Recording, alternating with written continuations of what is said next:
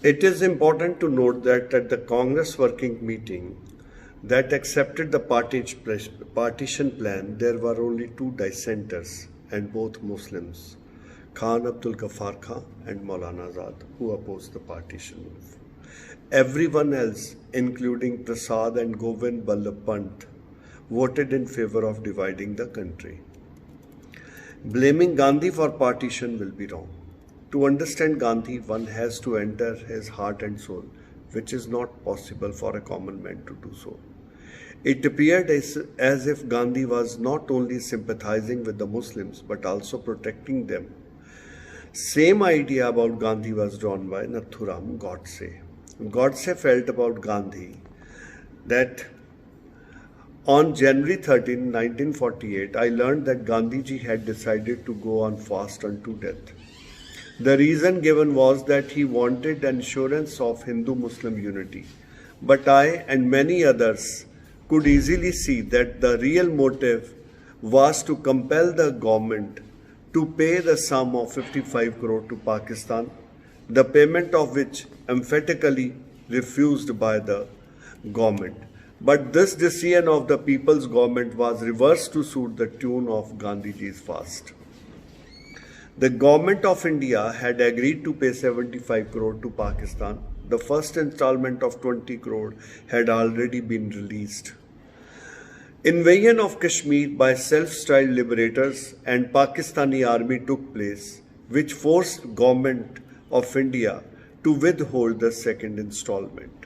Lord Mountbatten was against this move and he brought it to the notice of Mahatma Gandhi. Gandhi was planning to go on fast on 13th January 1948. Reason for the fast was deteriorating communal situation within Delhi and surrounding areas.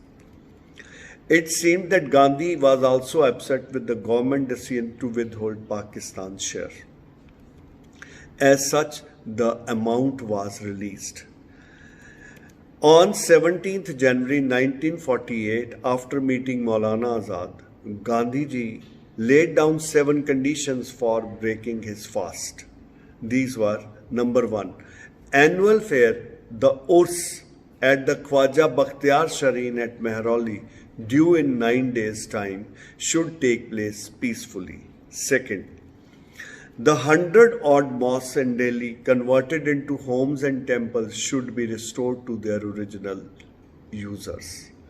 Number 3, Muslims should be allowed to move around Delhi freely. Number 4, non-Muslims should not object to Delhi Muslims returning to their homes from Pakistan. Fifth, Muslims should be allowed to travel without danger in train.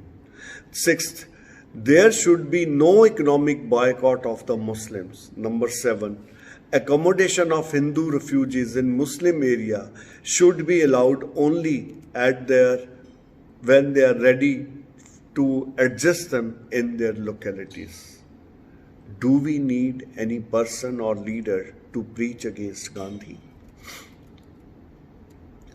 President APJ Abdul Kalam unveiled the portrait of Hindu Mahasabha leader Vinayak Damodar Savarkar and along with Atal Bihari Vajpayee in the Central Hall of Parliament on 26 February 2003, which was boycotted by the entire opposition barring former Prime Minister Chandrasekhar.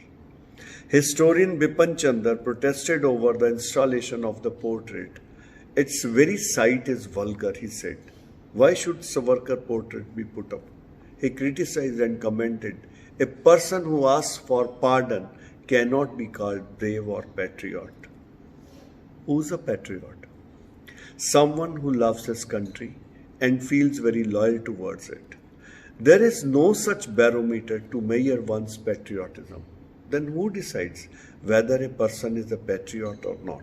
It is none other than the government in power which decides who is a patriot and who is not. The political parties, backed by communities, supported by the pressure groups, also play an important role in deciding the patriotism of a person. It is rightly said that history is written by the victors. as Congress, with its leaders like Mahatma Gandhi and his ideology of non-violence, was able to establish itself in power after independence in 1947. As such, Congress party became the sole authority to decide who was a true patriot or not.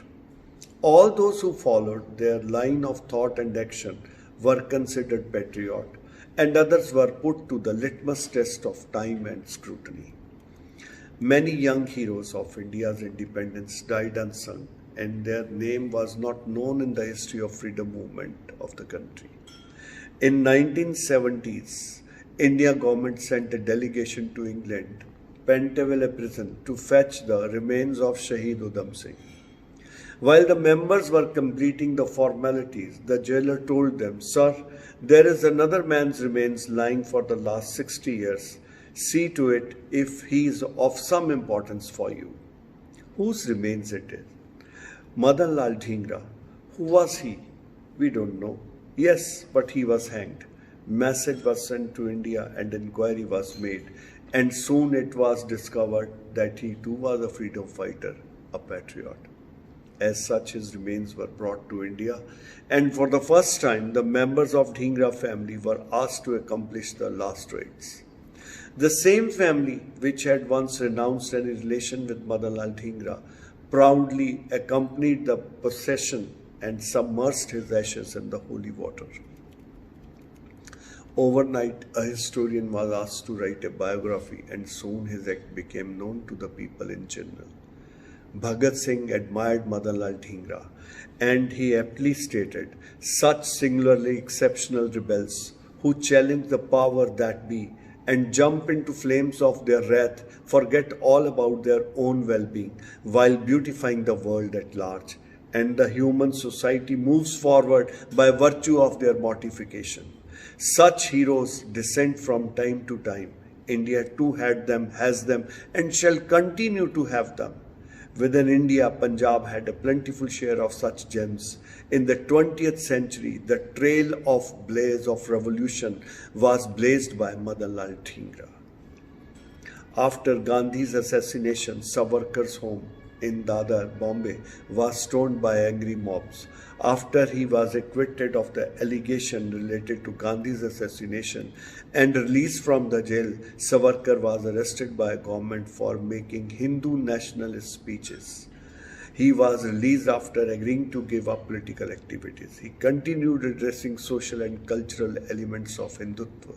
He resumed political activism after the ban on it was lifted. It was, however, short-lived. In 1963, his wife died, and on 26 February 1966, Savarkar renounced medicine, food and water, which he termed as Atamarpan, fast until death. He argued that when one's life mission is over and ability to serve the society is left no more, it is better to end the life at will rather than waiting for death. Prior to his death, Savarkar had asked his relatives to perform only his funeral and to do away with the rituals of 10th and 13th day of the Hindu faith. Accordingly, his last rites were performed at the elective crematorium in Bombay by his son, Vishwas.